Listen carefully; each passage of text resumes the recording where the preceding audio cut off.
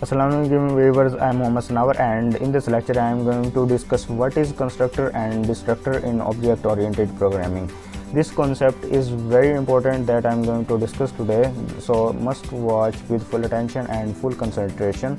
And after that lecture, if you have any confusion or any question, then you can ask me on Facebook group and in my inbox as well. And let's start this lecture. पिछले lecture में हम लोग classes और object के बारे में देखा था। आई होप सो कि आपको जो है वो उसकी सवारी समझ आ गई होगी। और इस लेक्चर में हम देखेंगे कि कंस्ट्रक्टर क्या होता है, डिस्ट्रक्टर। तो कंस्ट्रक्टर जो है वो एक स्पेशल फंक्शन होता है ऑब्जेक्ट ओरिएंटेड प्रोग्रामिंग में। तो ये जब भी हम लोग किसी भी क्लास का ऑब्जेक्ट क्रिएट करते हैं तो तब ये ऑटोमेटिकली कॉल होता है। ये हमें इसको कॉल करने की ज़रूरत नहीं पड़ती, तो ये ऑटोमेटिकली कॉल होता है। नॉर्मली जो है वो हम लोग जो प्रॉपर्टीज़ हैं या वेरिएबल्स जो हैं वो जो हमने क्लास में डिक्लेयर करते हैं तो उनको इनिशियलाइज करने के लिए यूज़ करते हैं।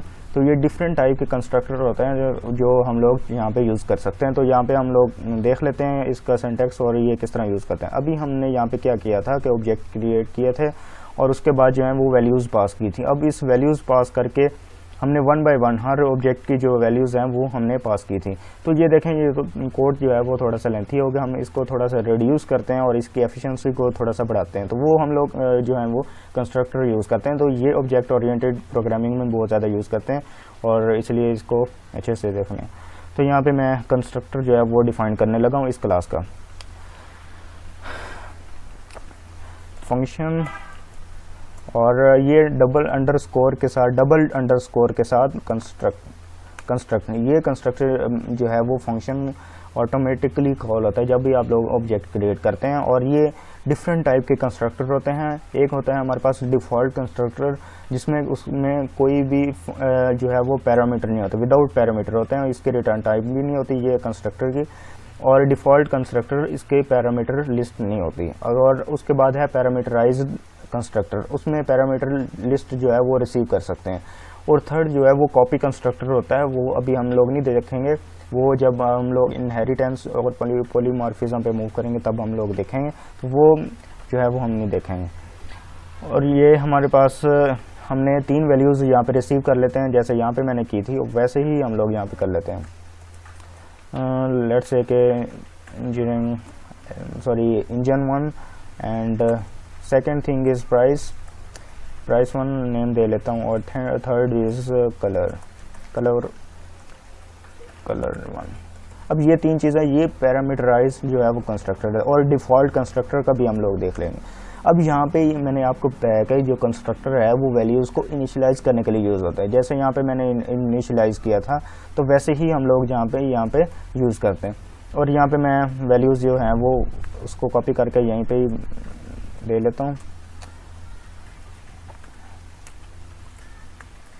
ये चीज़ ये मेरे पास हो गया। इसको मैं अभी कर देता हूँ कमेंट। अब यहाँ पे ये कब कॉल होगा, जब हम लोग यहाँ पे जो है वो इसको जब ऑब्जेक्ट क्रिएट करेंगे। यहाँ पे मैंने ऑब्जेक्ट क्रिएट किया हुआ है, तो ये जो है जब हम लोग ऑब्जेक्ट क्रिएट करेंगे तो तब ये कॉल होगा। अब यहाँ पे वो हमें एरर दे रहा है, वो हमें क्या कह रहा है कि expected 3 arguments.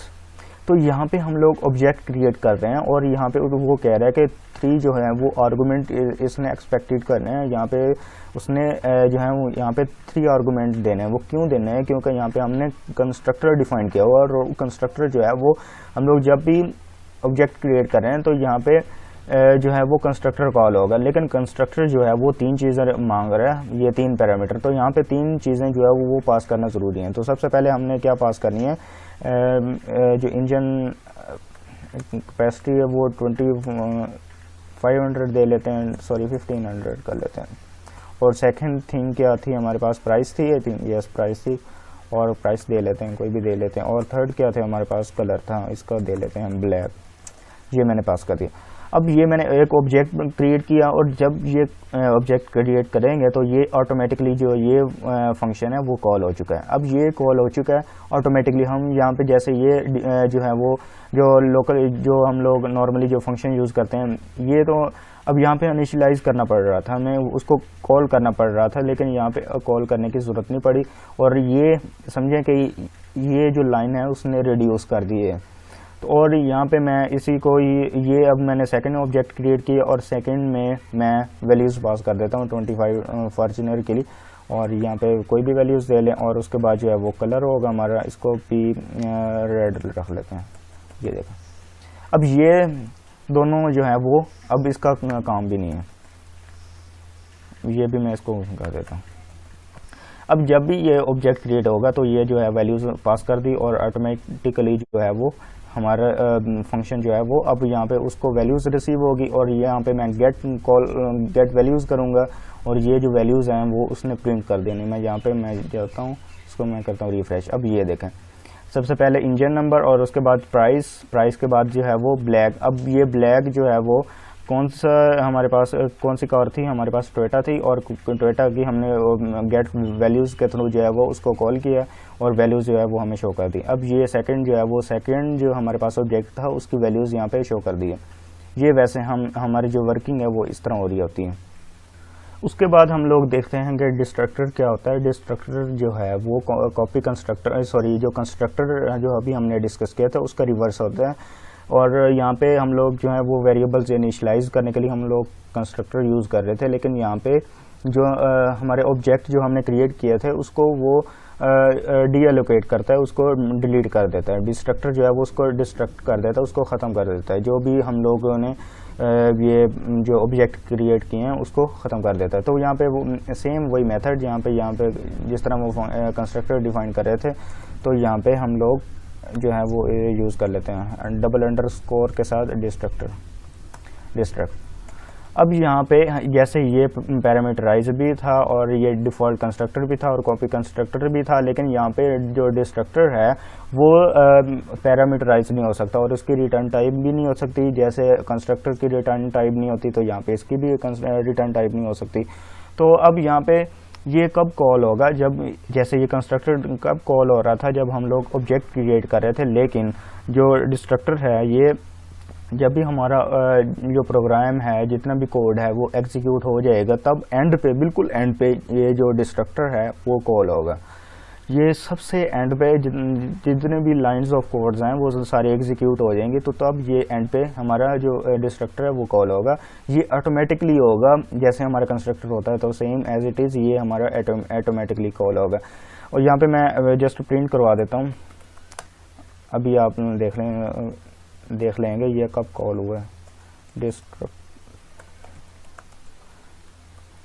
Destructor function called, just मैं ये लाइन जो है वो प्रिंट कर लेता हूँ। अब यहाँ पे मैं जाके चेक कर लेता हूँ, ये देखें सबसे पहले डिस्ट्रक्टर फंक्शन कॉल्ड और ये फर्स्ट ऑब्जेक्ट के लिए डिस्ट्रक्टर फंक्शन कॉल्ड हुआ था और सेकंड ऑब्जेक्ट के लिए फिर जो है वो हमारा डिस्ट्रक्टर जो फंक्शन है वो कॉल हुआ था।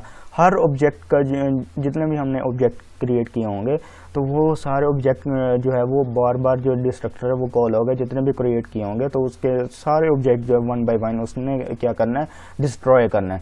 तो ये इसका फ़ायदा ये है कि ये हमारी जो है वो मेमोरी जो है वो उसको रिलीज़ करता है, उसको फ्री करता है, ताकि न्यू ऑब्जेक्ट्स जो हैं वो ज़्यादा कंपलसेट हो सकें।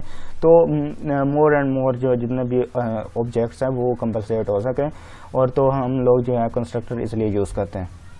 और इसका सेकंड जो फ़ायदा है वो हमारे पास ये है कि जब भी उस ऑब्जेक्ट का काम ख़त्म हो जाएगा तो वो जो है वो मेमोरी रिलीज़ कर देगा डिस्ट्रक्टर जब कॉल होगा, और न्यू जो है वो ऑब्जेक्ट जो है वो उसके लिए मेमोरी वो फ्री छोड़ देगा। तो अब ये जो हमारा प्रोग्राम है वो ज़्यादा एफिशिएंट हो जाएगा, वो ज़्यादा मतलब एफिशिएंट वर्क करेगा। तो इसलिए हम लोग जो है वो डिस्ट्रक्टर यूज़ करते हैं। तो ये हमारे पास था कंस्ट्रक्टर और डिस्ट्रक्टर का कॉन्सेप्ट। यहाँ पे मैं एक और चीज़ डिस्कस करनी थी कि ये पैरामीटराइज था, और अगर मैं इसको हटा देता हूँ लेकिन यहाँ पे ये हो जाएगा हमारे पास डिफ़ॉल्ट कंस्ट्रक्टर, लेकिन वैल्यूज़ जो है वो बाय डिफ़ॉल्ट जो है वो डायनामिकली यहाँ पे नहीं होगी, यहाँ पे स्टैटिकली हम लोग जो है वो उसको पास करनी पड़ेंगी। तो यहाँ पे मैं स्टैटिकली जो है वो इसको वैल्यूज़ पास कर दी। ये हमारे पास जो है वो हमारे पास डिफ़ॉल्ट कंस्ट्रक्टर होगा, लेकिन यहाँ पे वैल्यूज़ देने की अब ज़रूरत नहीं है। यहाँ पे मैं इसको भी हटा देता हूँ। अब यहाँ पे मैंने वैल्यूज़ को भी हटा दी, तो यहाँ पे मैं जाके चेक कर लेता हूँ। अब ये देखें, ये जो वैल्यूज़ हैं वो मैंने यहाँ पे जो वैल्यूज़ पास की थी वही उसने रिसीव की हैं, और जो है वो, अब यहाँ पे मैंने जस्ट ऑब्जेक्ट क्रिएट किया था लेकिन इस फंक्शन को कॉल नहीं किया था क्योंकि ये कंस्ट्रक्टर है तो इसको कॉल करने की ज़रूरत नहीं पड़ती। तो ये जो है वो बाय डिफ़ॉल्ट जो है वो कंस्ट्रक्टर कॉल हुआ था और उसके बाद मैंने गेट वैल्यूज़ के बाद जो वैल्यूज़ असाइन की थी, यहाँ पे जो वैल्यूज़ असाइन की थी वो जो है उसको प्रिंट करवाया था, जैसे ये काम किया था। तो ये है हमारे पास कंस्ट्रक्टर और डिस्ट्रक्टर। तो इंशाल्लाह नेक्स्ट लेक्चर में हम इसको फर्दर प्रोसीड करेंगे। तो मिलते हैं इंशाल्लाह नेक्स्ट लेक्चर में। अल्लाह हाफिज़।